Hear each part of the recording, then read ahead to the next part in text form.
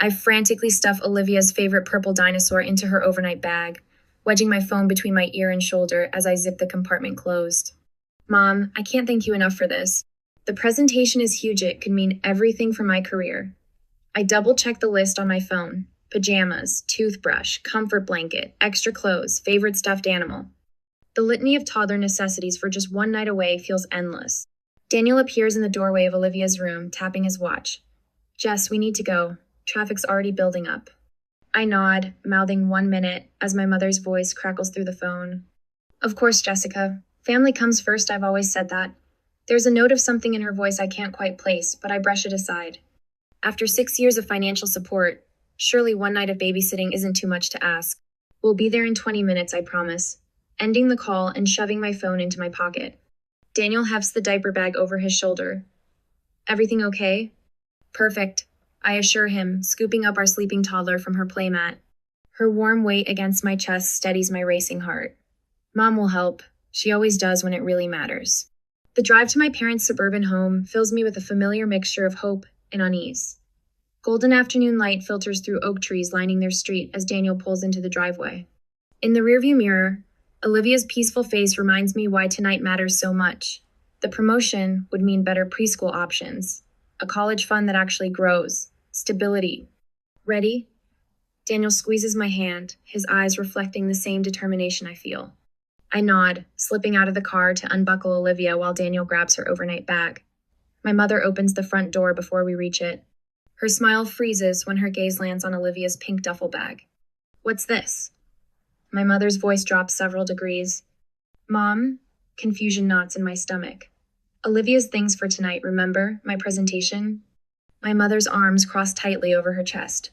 Jessica, we are not your babysitters. We already raised our kids. The words hit me like a physical blow. I stand rooted to the spot, Olivia drowsily lifting her head from my shoulder. Daniel freezes beside me, overnight bag dangling from his hand. But we talked about this. You said... I said we'd talk about it, my mother cuts in sharply. Not that we'd do it. A burst of children's laughter erupts from inside the house. I step forward, pushing past my mother's attempt to block the doorway. Who's that? Jessica, this isn't a good time. But I'm already inside, following the sound to the living room, where the scene before me causes my breath to catch. My father kneels on the carpet, building a tower of blocks with my sister Haley's 2 children. Haley herself lounges on the couch, scrolling through her phone, barely acknowledging our arrival. What's going on? My voice sounds distant to my own ears. My father looks up, a flicker of guilt crossing his face before he smooths it away. Jessica, didn't know you were stopping by. Haley doesn't even look up. Mom and Dad are watching the boys tonight. I have a killer headache and needed some rest. 6 years of financial support flashed through my mind like a highlight reel. 6 years of $1,600 monthly payments. 6 years of just until we get back on our feet. Years of declined invitations to Olivia's birthday because they were too busy. My first big paycheck at 22 Me Mother's casual request for grocery money. My promotion dinner where they ordered champagne and lobster. The monthly car insurance I've covered for years, while Haley contributed nothing. All of it crystallizes in this single shattering moment. Daniel steps beside me, his presence solid and grounding. His hand finds the small of my back, a gesture we've developed over years of family disappointments. A silent, I'm here. I see this too. Olivia reaches toward her grandmother, innocent to the rejection. Gamma! I adjust my grip on my daughter, tucking her closer to my chest. When I speak, my voice emerges with a steadiness that surprises me. I understand now. The clarity feels almost euphoric, cutting through years of fog. I've always been your bank, not your daughter. My mother's face flushes. Don't be dramatic, Jessica. This isn't about money. No, it's about value. And clearly, I only have value when I'm paying your bills. I turn to Daniel, who's already gathering Olivia's bag. No words needed. The ride home passes in weighted silence. I stare out the window at suburban houses sliding past, each one containing families with their own hidden dynamics, their own unspoken agreements. Daniel's hand finds mine across the center console, a bridge in the quiet. As we pull into our driveway, something shifts inside me. The hurt remains, a throbbing wound that will need tending. But beneath it, Something stronger takes root, a clarity of purpose I haven't felt in years. Daniel kills the engine and turns to me. What are you thinking? I meet his gaze, feeling the transformation already beginning. I know exactly what I need to do now. The glow of my laptop screen illuminates my face in the darkened living room. Olivia's monitor hums quietly on the coffee table, her soft breathing a rhythmic counterpoint to my typing. My fingers hover over the keyboard, trembling slightly before I steady them. I navigate to my banking portal, the familiar page where I've made endless payments to keep my parents' lives afloat. 6 years of monthly withdrawals stare back at me each one, a small betrayal I inflicted upon myself. You sure about this? Daniel's voice comes from behind me, soft but solid. I nod, not trusting my voice yet.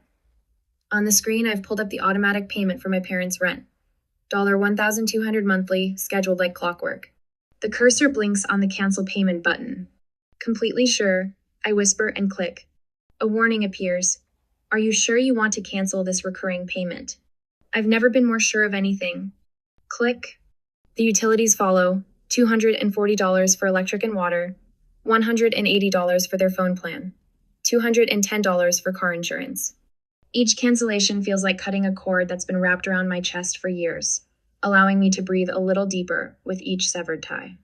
I open a spreadsheet I've created over the past 3 hours since we returned home. Every payment, every transfer, every loan meticulously documented from 6 years of bank statements. The total glows at the bottom of the screen, $115,843. The number doesn't even shock me anymore. What shocks me is how blind I've been. Daniel sits beside me, his warmth steadying as I craft a single text message to my mother, father, and sister in a group chat. From now on, take care of yourselves. I hit send, then methodically block each of their numbers. First my mother, then my father. I hesitate at Haley's contact, then block her too. The act feels both brutal and necessary, like cauterizing a wound. Come to bed, Daniel murmurs, taking my hand. Tomorrow will be a long day. It starts at 6:37 a.m. My phone erupts with notifications calls from unknown numbers, voicemails, text messages from email addresses I barely recognize as belonging to my family. They found workarounds to the blocks already. I scan through them while Daniel makes coffee, my stomach tightening with each message. Jessica, there must be some mistake with the rent payment. The landlord called saying it didn't go through. My mother's voice in the first voicemail, confusion masquerading as concern. Call me immediately. My father. No pleasantries. By the third voicemail, my mother's tone has shifted. Jessica Claire, I don't know what kind of game you're playing, but we could be evicted. Is that what you want? The text progressed from confusion to disbelief to rage. You can't just cut us off without warning. My father's email sent at 11:42 one must have tried calling as soon as he discovered the cancellations. A text from an unknown number I recognize as Haley's backup. Stop being petty just because you're not the favorite. Mom and Dad need help. I set the phone down, my hands steadier than I expected. They've noticed. Daniel slides coffee toward me, his eyes concerned. You okay? I think I am, I say, surprising myself with the truth of it. By mid-afternoon, the battlefield shifts to social media. Daniel's expression is grim when he shows me his phone. You need to see this, he says. My mother's Facebook post glows on the screen, a masterpiece of manipulation. Heartbroken today, my own daughter, who has plenty of money, has abandoned us in our time of need. Without warning, without explanation. Money really does change people. Please pray for our family during this difficult time. 67 sympathetic comments already from people who've known me my entire life. Church members, family friends, distant relatives. So sorry you're going through this, Deborah. Some children forget where they came from. I never would have expected this from Jessica. How disappointing. You raised her better than this. Under it all, Haley's calculated comment. She's always been selfish, even with her own family. It's just getting worse now that she has money. My hands tremble as I scroll through the public humiliation. The coffee I drank threatens to come back up. This is why I told you to document everything, Daniel says gently, taking his phone back. They were always going to do this. My own phone buzzes with a text from Marissa, a colleague who's seen the post. Hey, you okay? Saw some family drama online. Here if you need to talk. Then another notification, a message from Dr. Levine, my therapist. Saw your mother's post being shared. Remember what we discussed about boundaries. This reaction validates your decision. Even more surprising, a message from Katie, my childhood friend who moved away years ago. Your mom's post is making rounds. Just so you know, we all saw how they treated you growing up. Stay strong. I take a deep breath and open my laptop again. What are you doing? Daniel asks as I log into my cloud storage. Assembling evidence, I reply, pulling up a folder I've created called Family Financial Records. Into it, I drag PDFs of bank statements, screenshots of text messages, hundreds of them, all one-sided requests, photos from family events I wasn't invited to, but Haley was. The spreadsheet calculating the total support over the years. Screenshots of every denied request for help, including 3 separate times they refused to watch Olivia for emergencies. Are you sure you want to do this? Daniel asks as I begin drafting my response. I meet his eyes, finding a certainty I've never felt before. They don't get to rewrite history, not anymore. My fingers fly across the keyboard, crafting the post that will change everything. I stare at my phone screen, transfixed by the tsunami of notifications. My hands hover over the device, not quite touching AITA's if it might burn me. What started as my single post of truth has ignited something uncontrollable. Jessica. Daniel's voice breaks through my trance. You need to see this. He turns his laptop toward me. The comment section beneath my post has transformed overnight. Where there were once accusations of my selfishness, there now stands an army of supporters. You see this? Daniel points to a thread of comments. Your mom's tennis partner, Diane? She's defending you. And look, half your mom's acquaintances are expressing shock. I scan the names, recognizing faces from childhood birthday parties and holiday gatherings. People who've known my family for years are finally seeing behind the curtain. Even Haley's friends are jumping ship. Daniel scrolls to another section. 3 of them have unfollowed her since yesterday. Thank you for being brave enough to say what many of us can't. I've been paying my brother's mortgage for 5 years. Your story gave me courage. Your mother was at my book club last month bragging about her vacation while complaining you never help enough. The hypocrisy. My mouth goes dry. This wasn't supposed to happen. Daniel squeezes my shoulder. Maybe it needed to. My phone buzzes again, the 14th call from my mother in the past hour. I silence it and watch as a text message appears instead. Jessica, please take down that post immediately. Your father's blood pressure is dangerously high because of this public humiliation. Is this how you want him to remember you if something happens? Call me now. The familiar knot of guilt tightens in my chest before I recognize the manipulation. Dad's blood pressure issues materialize whenever accountability approaches. I delete the message without responding. They called my work. I tell Daniel, my voice surprisingly steady. My boss had to have security escort them out. Daniel's jaw tightens. That crosses a line. According to Megan in accounting, Mom was sobbing about how I've had some kind of breakdown. I laugh, but it comes out brittle. Haley's been calling from different numbers since I blocked her. Their landlord called asking if I was still handling their rent payment. Haley's telling people you're having a mental health crisis, Daniel says, scrolling through his phone. Your cousin Ryan messaged me. Apparently she's saying the stress of motherhood has made you unstable, and that's why you suddenly cut them off. I feel my face flush with anger. She's trying to destroy my reputation so no one believes me. And your mother's sister called me, Daniel continues, his voice tightening. She said if you keep this up, we shouldn't expect to be part of the family anymore. Is that supposed to be a threat? I ask, finding unexpected strength in my voice. Being cut out of a family that only sees me as an ATM? The phone rings, again an unknown number. I decline it reflexively. At least we know who our real support system is now, Daniel says, nodding toward his parents' text offering to watch Olivia this weekend. I never expected your mom to step up like this. She said, and I quote, some grandparents actually want to be grandparents, not ATMs. Something warm blooms in my chest, not quite healing, but perhaps it's beginning. My coworkers have created an unexpected buffer too. Jenna intercepted Haley in the lobby yesterday. Marco rerouted calls from my parents' numbers. Even my boss approved a mental health day without hesitation. Family situations can be harder than any project deadline. Take the time you need. I open our banking app, still unused to seeing the balance. The absence of those automatic transfers has created breathing room I'd forgotten could exist. Should we book that weekend in the mountains? Daniel asks, a cautious smile playing at his lips. The cabin with the little fireplace? We couldn't possibly, I start automatically, then stop myself. Actually, yes, let's do it. I think about the daycare brochure sitting on our counter, the one with the music program, an outdoor classroom, that we dismissed as too expensive. Maybe now. My phone lights up with another text. This one from Aunt Carrie. Your mother is distraught. We're all worried about your mental state. This isn't like you, Jessica. Family doesn't air dirty laundry publicly. They're recruiting the extended family now, I mutter, showing Daniel. Are you surprised? Number just disappointed. I block Aunt Carrie's number too. That night, I fall into bed exhausted but with a strange lightness.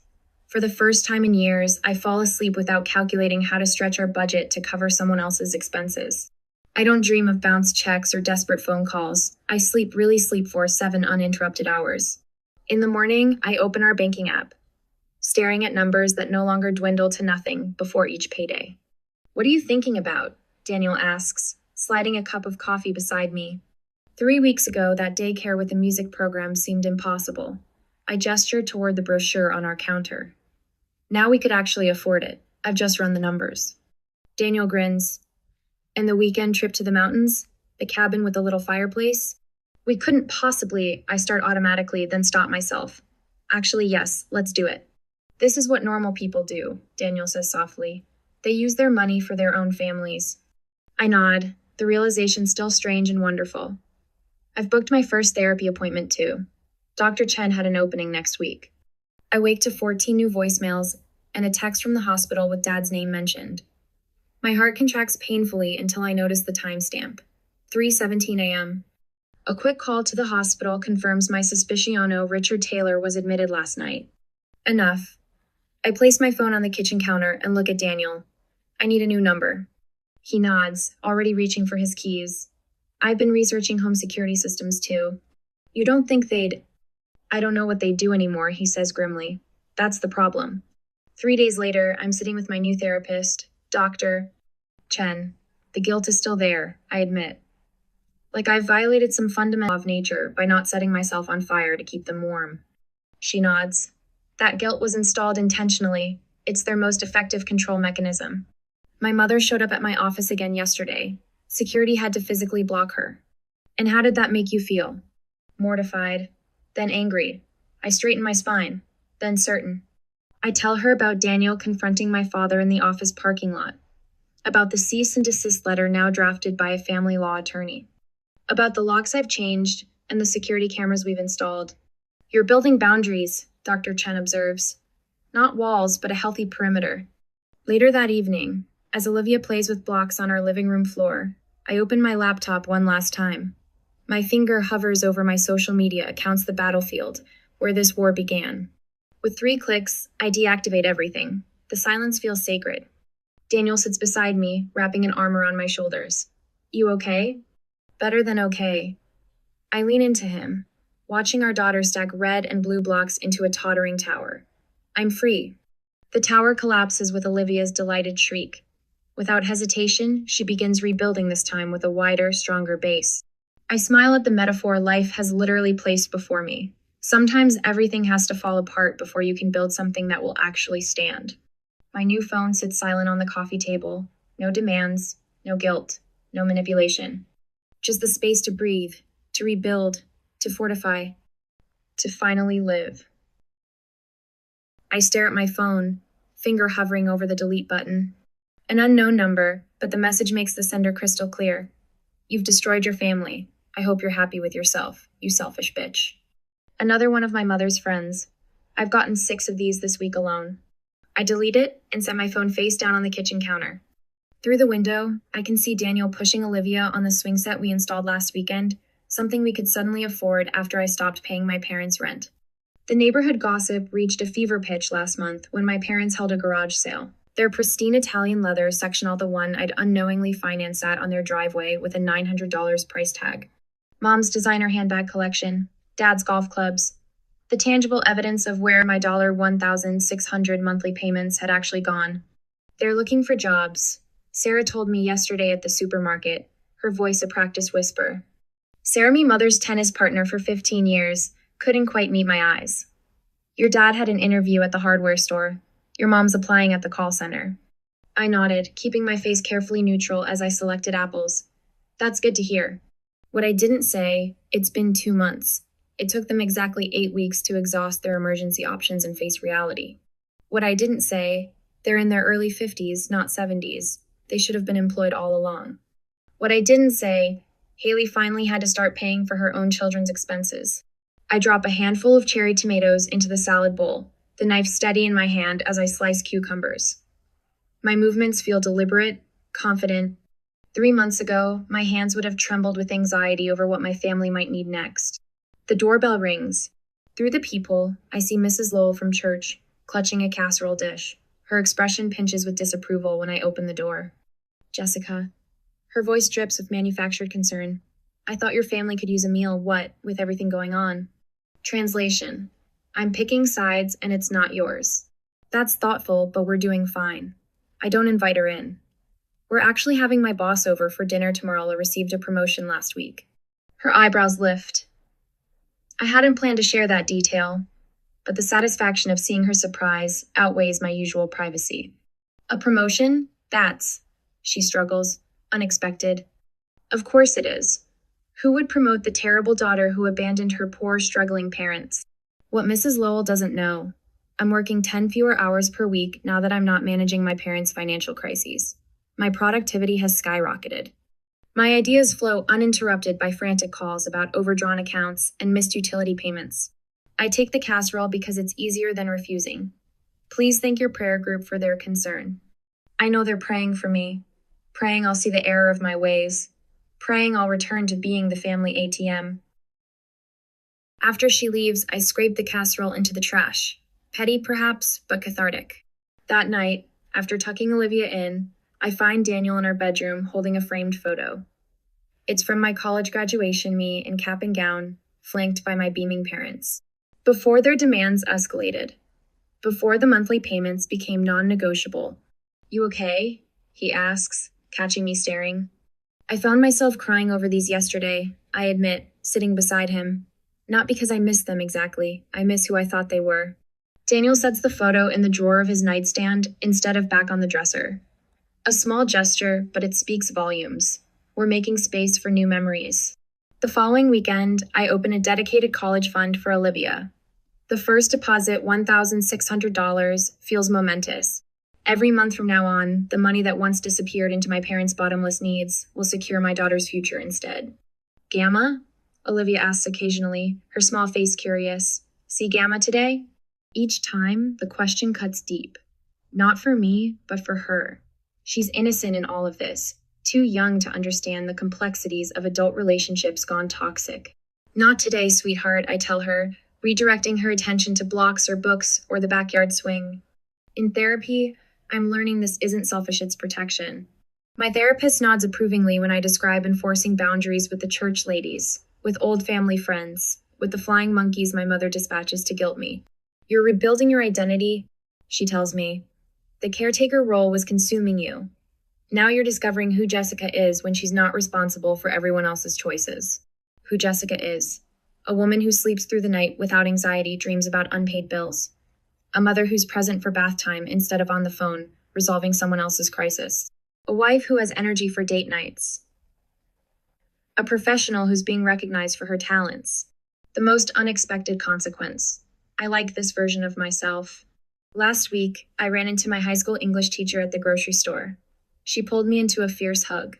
I heard what happened, she whispered.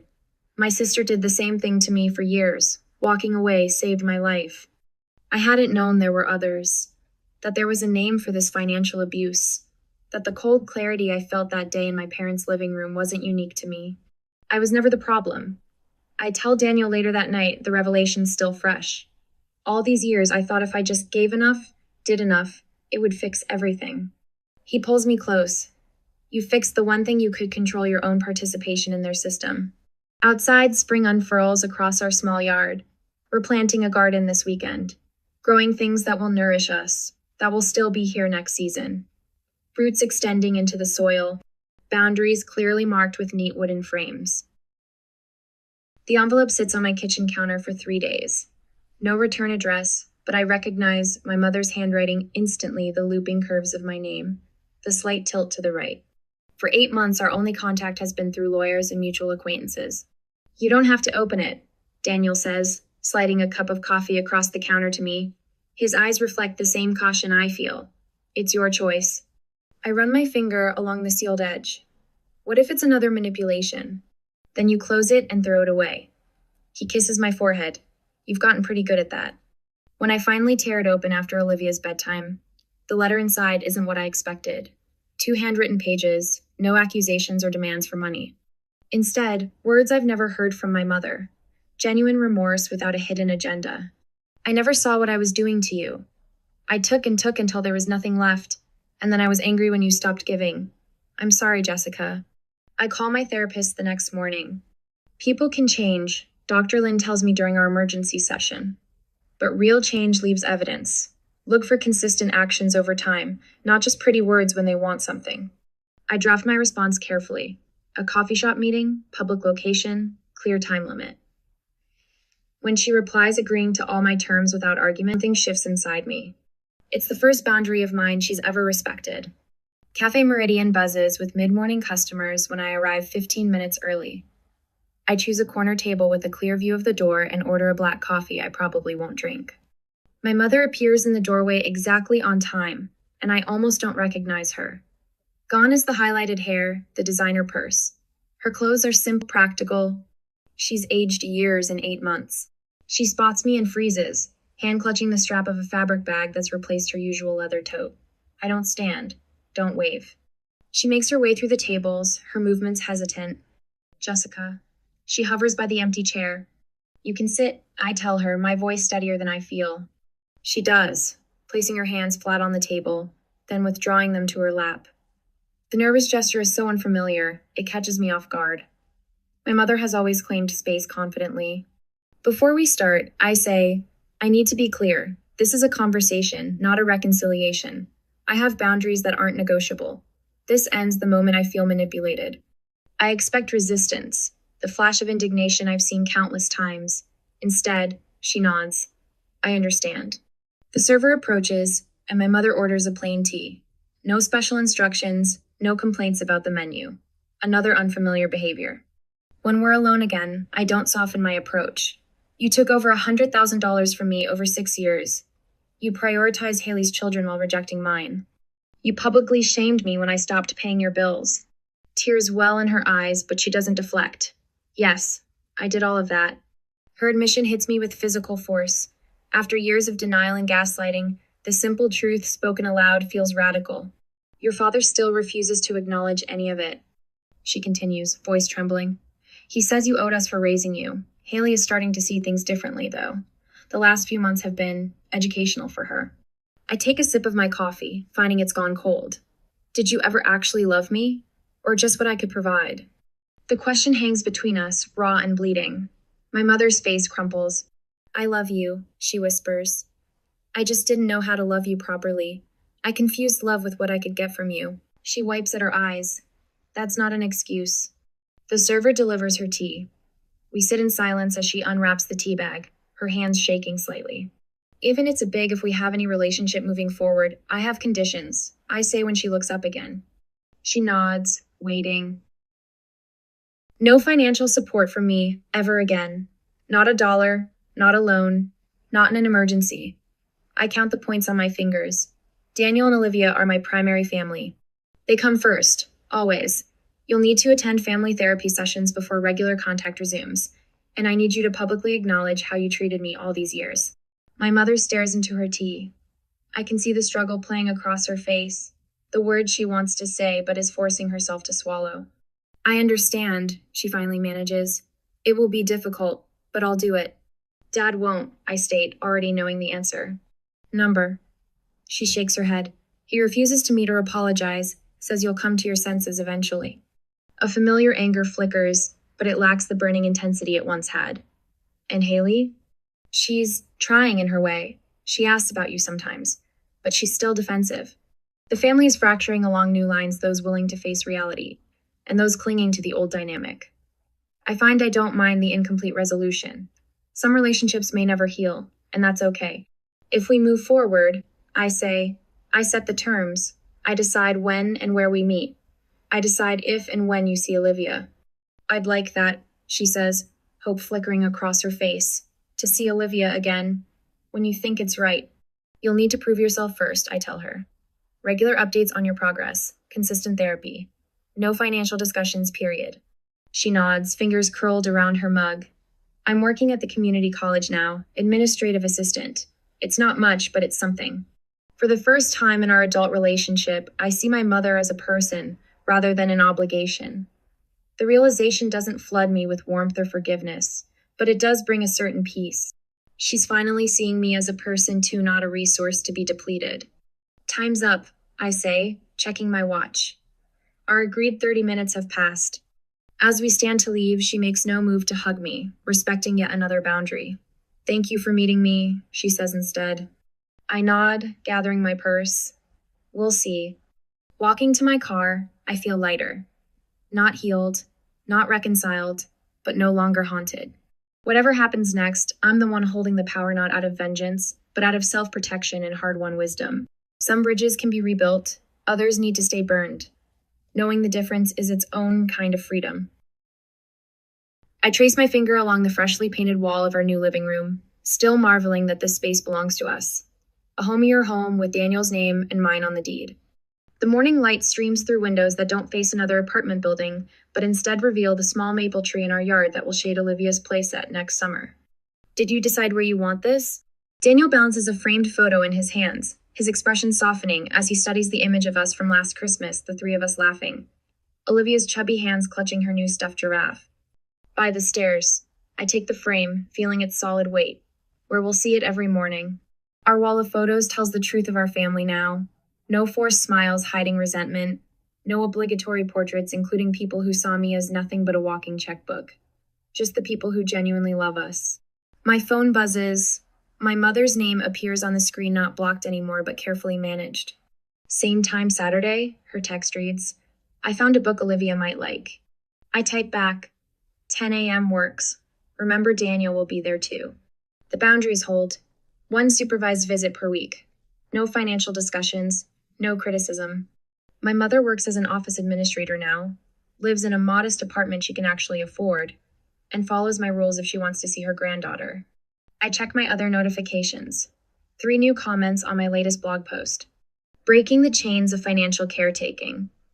The support group I started has grown to 37 members, all people, discovering they aren't alone in being used as their family's personal bank. Mommy, look! Olivia races in from the kitchen, proudly holding a drawing covered in purple scribbles. At 3, she already understands more than I did at 30. Last week, when she offered her juice box to a friend, and the child grabbed it without saying thank you, I watched her small face turn serious. You say thank you when someone shares, she told him firmly. I kneel beside her, meeting her eyes. It's beautiful. Should we put it on the refrigerator? Yes, she nods enthusiastically. Can I call Gamma to show her? On Saturday, sweetie. Remember our calendar? Today is only Wednesday. Olivia considers this, then nods. I'll save it for Saturday. No tantrums, no confusion. Children adapt to consistency, my therapist explained. It's adults who fight it. My father chose estrangement rather than respect. Some days the absence still aches. Other days I'm grateful for the clarity. Haley calls occasionally, our conversations cautious but less hostile. Last month, she admitted, I never realized how much you were caring for all of us. Daniel wraps his arms around my waist from behind, his chin resting on my shoulder, as we watch Olivia skip back to her coloring project in the kitchen. The promotion looks good on you, he murmurs, and I feel myself stand straighter. Senior marketing director now, with a salary that makes our mortgage comfortable, and Olivia's college fund grows steadily. Amazing what I can achieve when I'm not paying for 3 extra adults. Tonight I'll be speaking at the community center. 20 people registered for my workshop, from family bank to financial freedom. The slides are ready on my laptop, starting with my own bank statements from a year ago and ending with today's savings report. Evidence of transformation that can't be argued with. What are you thinking about? Daniel asks, because he always knows when my mind is working through something. That I'm grateful, I say, leaning back against him. Not for what happened, but for what I discovered through it. And what's that? My gaze travels across our new home, with its paint we chose together and the future we're building intentionally. I think of my mother in therapy last week, finally saying, I'm proud of who you've become. without asking for anything afterward. That my worth was never in what I could give, I tell him, turning to meet his eyes, but in who I am.